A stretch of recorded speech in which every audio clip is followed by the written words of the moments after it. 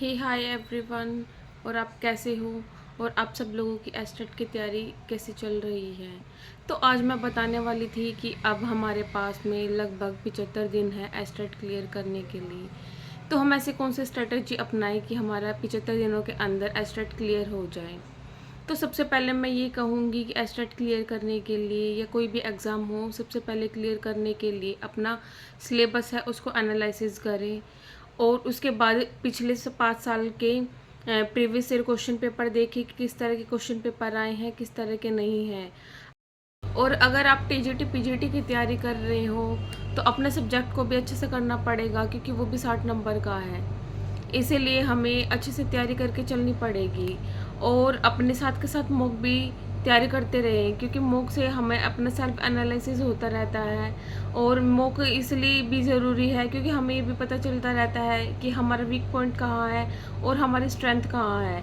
इसलिए अपने आप का एनालिसिस करने के लिए प्रीवियस ईयर क्वेश्चन पेपर और मॉक बहुत ज़रूरी है।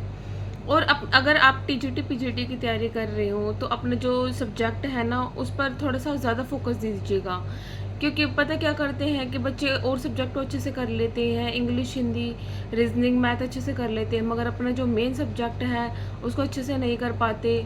और 90 के साथ साथ हम अपने 60 नंबर के साथ भी कॉम्प्रोमाइज़िंग कर लेते हैं और फिर हमारा एस्टेट क्लियर होने से रह जाता है। इसलिए हमें इन छोटी छोटी बातों को ध्यान देना है, जो कहने को तो छोटी है मगर बहुत बड़ी बात है।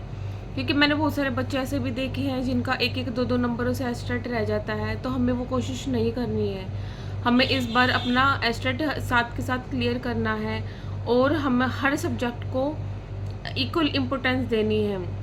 कोई भी सब्जेक्ट है, ऐसा नहीं है मान लो किसी का इंग्लिश वीक है, किसी का मैथ वीक है, तो अपने एक सब्जेक्ट को छोड़ दिया। आपको पता है अगर आप पीआरटी की तैयारी कर रहे हो तो वो 30 नंबर का आएगा। तो और 30 नंबर के साथ तो क्या हम 1-2 नंबर के साथ भी कॉम्प्रोमाइज़िंग नहीं कर सकते। तो इसीलिए अगर आपको वीक पॉइंट है तो चाहे उस पर थोड़ा सा ध्यान दो, मगर ऐसा नहीं है कि हम उसे बिल्कुल ही छोड़ दें। पढ़ना तो हमें सारे सब्जेक्ट ही पढ़ेंगे। और उसके साथ साथ मैं ये कहूँगी कि अपने जो कॉन्सेप्ट है उसको क्लियर करके चलो। और अपने जो नोट्स है अभी, क्योंकि 75 दिनों का टाइम है, तो अभी आप थोड़े नोट्स भी बना सकते हो। एक हफ्ते के अंदर आप 5 दिन नोट्स बना सकते हो, 2 दिन मॉक दे सकते हो और अपने साथ के साथ सेल्फ एनालिसिस भी कर सकते हैं। और अपने आप को हर सब्जेक्ट के साथ रोज कनेक्ट करके रखना है। ऐसा नहीं है कि आज इंग्लिश पढ़ लिया तो पिछले अगले एक हफ्ते तक हमें पढ़ना ही नहीं है। अपने सब्जेक्ट को कॉम्बिनेशन बनाकर चलो। जैसे मान लो किसी का कोई सब्जेक्ट इजी लगता है, किसी को कोई टफ लगता है, तो एक दिन में चाहे 2 सब्जेक्ट पढ़ो, एक टफ सब्जेक्ट और एक इजी सब्जेक्ट, दोनों को साथ साथ लेकर चलो।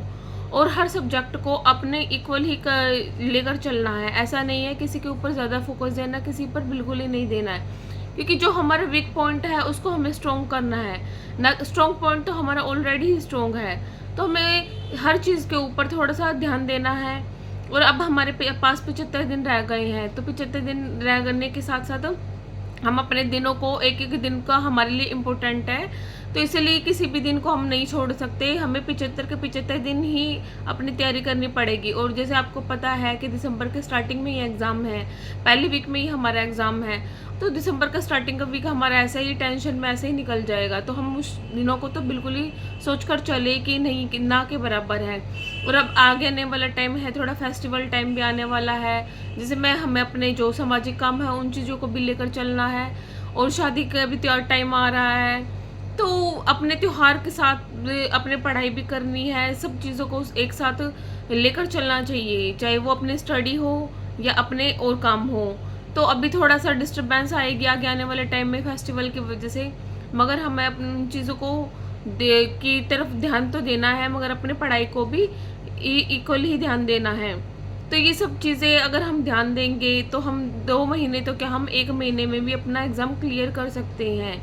और आपको कोई क्वेरी हो, आपको कोई जानकारी लेनी है तो नीचे कमेंट कर सकते हैं। मेरी वीडियो को देखने के लिए ज़्यादा से ज़्यादा थैंक यू सो मच। और आप मेरी वीडियो को ज़्यादा से ज़्यादा लाइक, शेयर एंड सब्सक्राइब कीजिएगा। Thank you, bye.